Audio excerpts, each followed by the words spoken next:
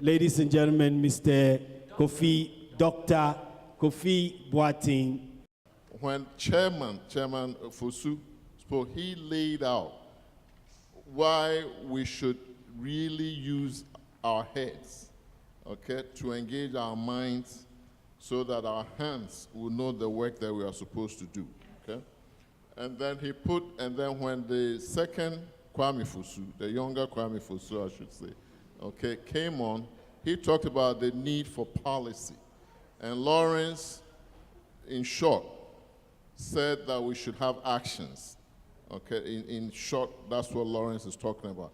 So what the disadvantage of being the last speaker is that you have to start with your conclusion, okay? So that's exactly what I'm going to do because we have to get out of here. And the conclusion is very simple. Okay, the conclusion is two conclusions.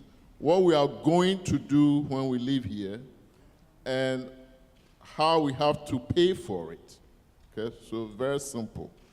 Now, Congressman Rangel, whom Kwame Fosu praised so much, just won a very important election at what, 85, 86 years old. Okay, phenomenal achievement.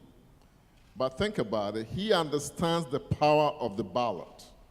Think about it, when Kwame Fosu gave us the kaleidoscope of American history, the Civil Rights history, if the Civil Rights Voting Rights Act had not been signed by President Lyndon Johnson in '64, guess who would never have been president of this country?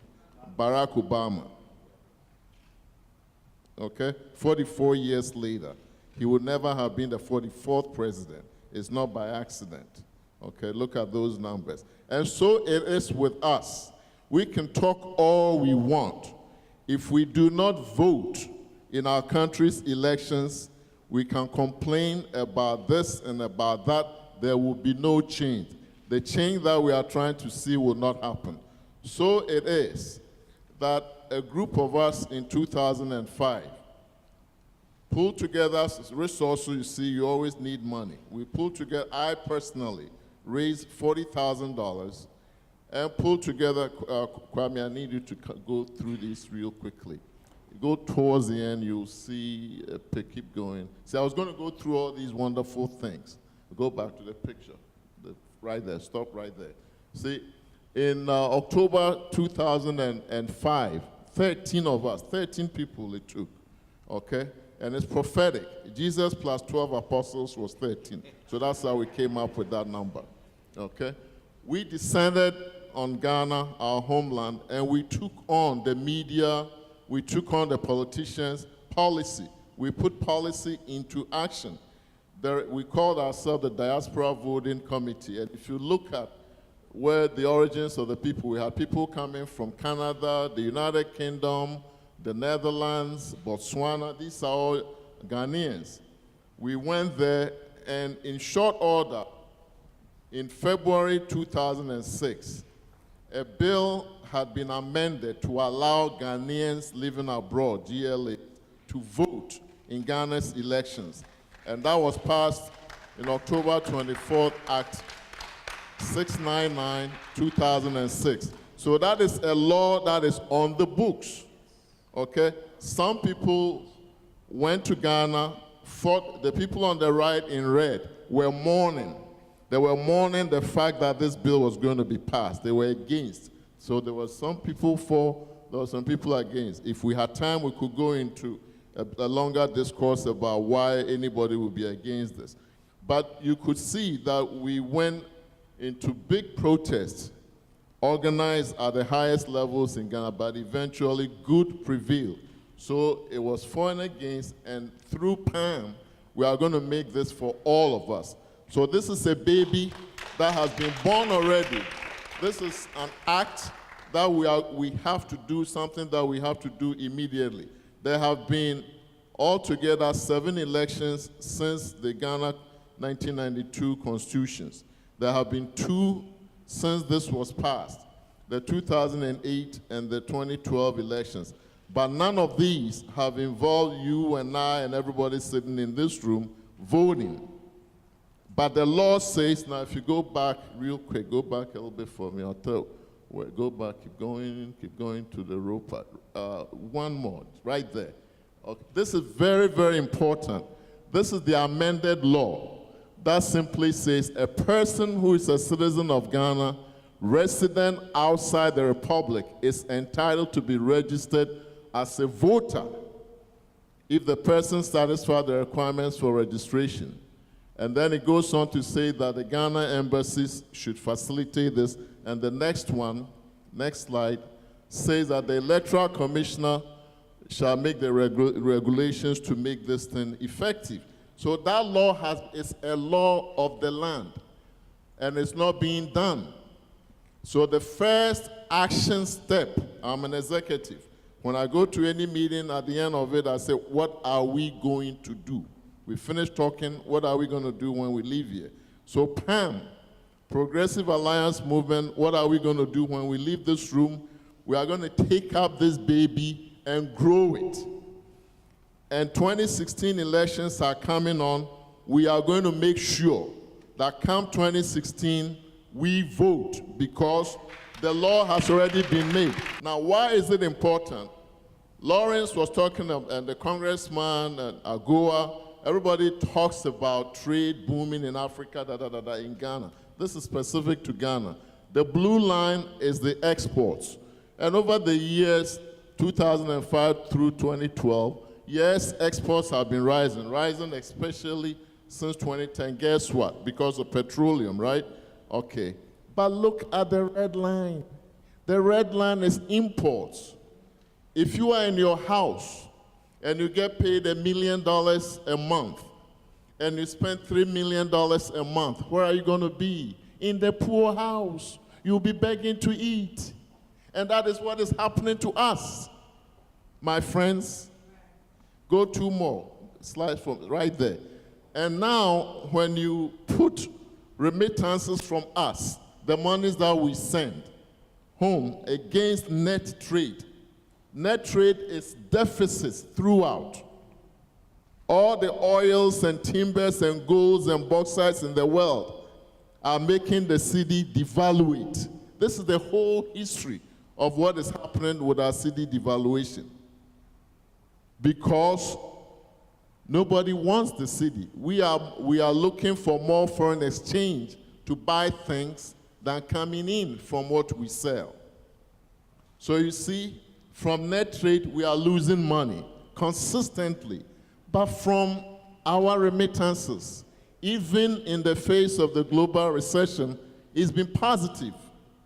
These are World Bank numbers that are severely depressed, but still, they are very, very positive. So if I were running Ghana, what would I do? I'll come to PAM.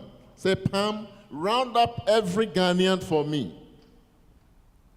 And I will make sure to beg them. I'm not going to go to IMF to borrow money. To send more money to your own people, to open up forexes, to infuse the economy with foreign exchange, to revitalize the economy. And then what will PAM do? PAM will say, Mr. President, we want something in return. Let us vote. Because when we vote, we pass that on to our children. So our children also become more engaged with our country. They know their culture. All that the congressman was yearning for, knowing where they come from. Folks, if we do not involve our children, one day they'll be speaking like that. They will say, my parents used to come from Ghana. Okay? And the way to involve them is when they also become 18, because go way back to the beginning. Go back, right there. No, one, okay. Go back, go. There, stop, no, stop right there. This is the law in the Constitution.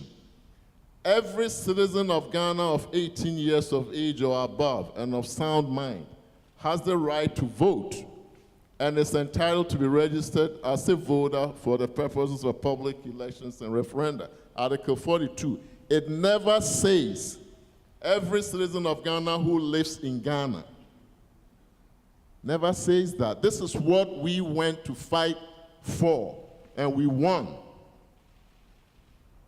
We won, Okay? So now, what is left is for it to be implemented. The government can give all the reasons it wants. They don't matter. We've gone through all those arguments.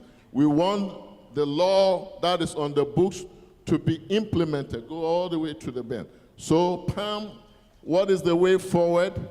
The way forward is we have to go to the Ghana Supreme Court. And it's going to take money, folks. So don't leave here without making a contribution. We're talking serious business here. We want to get the best lawyers in Ghana and abroad. There are lots of international agencies that will help us. After we got this law passed, we convened an international meeting in Canada, in Montreal, so we could take it to the next step. And I'm not going to tell you who sabotaged the activity. But today, as the leader of the Diaspora Vote Committee that went to fight for this, I'm handing over this baby to Pam to take it to the next step. Okay? So this is the next step. So if we want to vote in 2016, we have to take the ROPA to court for the Supreme Court to compel the Electoral Commissioner to put the jurisdiction in place to make us vote everywhere. Go, next one.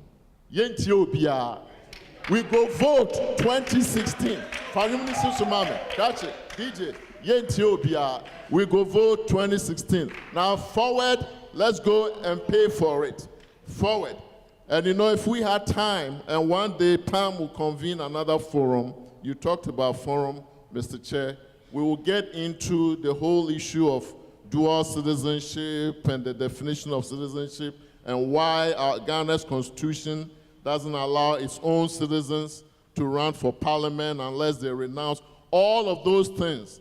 When we take the case to Supreme Court, we are going to argue them all because they are all illegal. Ghana cannot deprive anybody here who is a natural-born citizen not to be a member of parliament without renouncing their U.S. citizenship. It cannot be. Nigerians are doing it right now. Nigerians have a clever way where they have defined a citizen by birth different from citizen by naturalization. So when they talk about prohibited transaction in terms of who cannot run for parliament, they say except for citizen by birth. Why can't Ghana do that? My friends, and the only way it's going to happen is for Pam to take this to court. So once again, Yentiobia, we go vote 2016. Thank you, Kofi.